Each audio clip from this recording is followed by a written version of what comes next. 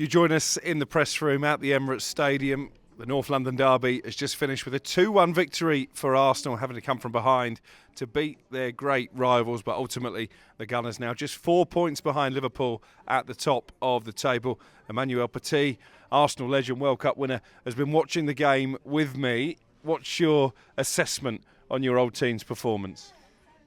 I was a little bit worried when they conceded the first goal because I think for the first 20-25 minutes there were only one team on the pitch. It was man against boys, and Arsenal, created a lot of pressure, on the King's Key goal, but didn't create any great chances, to score. So after they conceded the goal, I was a little bit scared because I thought to myself, I knew this story, I saw that already, that's happened, against I can't remember, which team, but I think they responded very well afterwards, especially before the half-time. The first goal was a little bit lucky because that was not a corner, and Solanke conceded a own goal. But after all, a couple of minutes after that, I think they did a great goal with Trossard. So coming back, in the dressing room, leading the score after conceding the first goal, I think that showed the character of the team all together. So for me, this is very important because the personality, if you want to win something, then you have to show it when you are in trouble. It was a strange second half because Tottenham made some changes, attacking changes, bringing on Maddison and Johnson at half-time, but never really looked like they were going to get that equalising goal. Arsenal had some big chances, the header from Kai Havertz, Martin Odegaard firing wide from 10 yards with a goal at his mercy. Was there a concern that those missed chances could come back to haunt the Gunners? Okay, they reduced the gap tonight. They got the 3 points. That was very important after the draw between Nottingham and Liverpool. Liverpool still have their destiny in the hand, 4 points ahead with one game in the hand. That means if they want really to compete until the end of the season, Arsenal, they have to improve in front of the goal. It's a debate that has been on the table for weeks, months now. The number 9 position has been something that Arsenal should have done better, in recent transfer markets. And I don't want to put pressure on Kai Havertz because he's not typical number 9. But when you don't play with Saka and you don't have another option, then you may think that's going to be quite difficult if you start losing big players on the first 11. It happened, 2 years ago with Saliba in defense, the last few games of the season, and they lost, for 2 points, I think, the title against Manchester City. So if you want to reach the next step, then you have to bring more quality into the team, and that starts, in front of the goal because they have to be more clinical. That's impossible. You lead the score 2-1 against a poor Tottenham team tonight, and you're okay. They didn't create chances, Tottenham, so that was a little bit comfortable. But you have to be more efficient in front of the goal. Coming back to Spurs, I feel pity, for the Spurs fan. Honestly, I feel pity. Game after games, I watch this team and I'm thinking, where are they? That reminds me, I'm sorry to say that, Alex, Manchester United, And honestly, is it Postecoglou fault? Probably.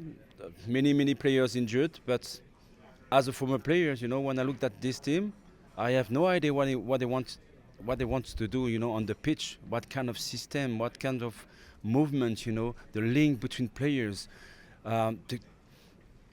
even the commitment. Sometimes the behavior of the player. I know that they give everything, on the pitch, but that's not enough. When you look at the quality individually and collectively in this team, something has been broken, and they've been losing so many games. They're dropping, a position on the table. They're not far the relegation zone. We're talking about a team that should play for the best position in the Premier League. So this is something for me that worries me the most if I was a Spurs fan. And I think I'm not in the board. I'm not Mr. Levy. But to be honest with you, something has to change. And you're talking about the manager, Ange Postecoglou, should be under serious pressure. You cannot sack all the players, or some players. But you mentioned Maddison. Maddison was probably one of the best players in the Premier League last season. Son as well, he was probably one of the best players, in the Premier League for years and years. He was enjoying his game. He was so happy on the pitch. Where are they? That's my question. Where are those leaders, those great players? You start the game in a big game like that, you know the pressure you have on your shoulders. You know that what's happening, the environment of it. You know everything, before that game. And you put Madison on the bench? Really? Strange decisions from the visitors, but back to Arsenal and their lack of ruthlessness in front of goal. Can that be solved with the current personnel, or if you had a message to the Arsenal hierarchy, would you be telling them to go out and spend big money on a striker between now and the end of the window? It's too late now. I think the transfer market in January is not the best. I know there is some opportunity, but it's just a question of money. I think Isaac won't leave Newcastle. They are fighting for the Champions League as well. So that's not that will not happen. Osimhen probably, Gyökeres probably. I have no idea, but this should have been done before the summer. And will that cost them ultimately? Do you think that puts Liverpool in control? If you want to reach the next step and to compete with the best, not even in the Premier League. Actually, Arsenal for the last 3 years, they've been competing with the best in the Premier League, but they haven't won anything at all.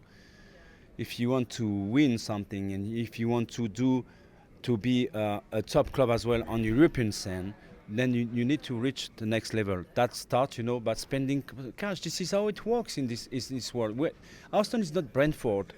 Arsenal is for the same position on the table. For this club, they are not fighting for the same price, for the same position on the table. And they are doing a great job over there, honestly. But for Arsenal, if you want to reach the next step, you have to splash money on top players. I mean, not 50, 60 millions on players that can become a top player. I mean, a top players like Declan Rice, for example. 2 years ago, they splashed 100 million for him, and look the quality brought into this team. So even on the first 11, if you miss players like Saka or Odegaard, we've seen that often during the last 2-3 seasons, and they drop points, and they're not the same team anymore. So you need turnover as well if you want to play every 3 days. I know the strategy at Arsenal. I know I'm a big fan of Arteta and his staff for what they've done so far for the last few years. But to be honest with you, if you want to compete with the best, you need to get the next level. That means you need to bring top quality players. I'm so tired sometimes of those top clubs, they just want young players. And then they want to improve them, for 4 or 5 years, and then they're going to sell them for 100 million. Is it just about money? Because if it is, spend it and take a big players. Yeah. Now, Raheem Sterling got a start tonight on his third Premier League start of the season. You were quite frustrated with him at times. Well, it's been like that for the last 3-4 seasons already. So since he left Manchester City, I think. I don't know what's happening with him. I think something has broken. He has lost his speed, Every time he received the ball, I don't want to be too harsh on him because I know how hard it is, to stay at the top level. But come on, you don't even take any risk, with the ball. You are not trying to confront your defenders with the ball in your feet. Try to play with your best quality, which is the speed. And the speed is not there anymore. The confidence is not there anymore. He's not there anymore, this player. So I think his place is not Arsenal. I'm sorry to say that. There you go, Emmanuel Petit's views on Arsenal's win in the North London derby. Clearly delighted his old team have picked up the 3 points, but concerned as well that lack of firepower, that lack of spending could well cost them come the end of the season.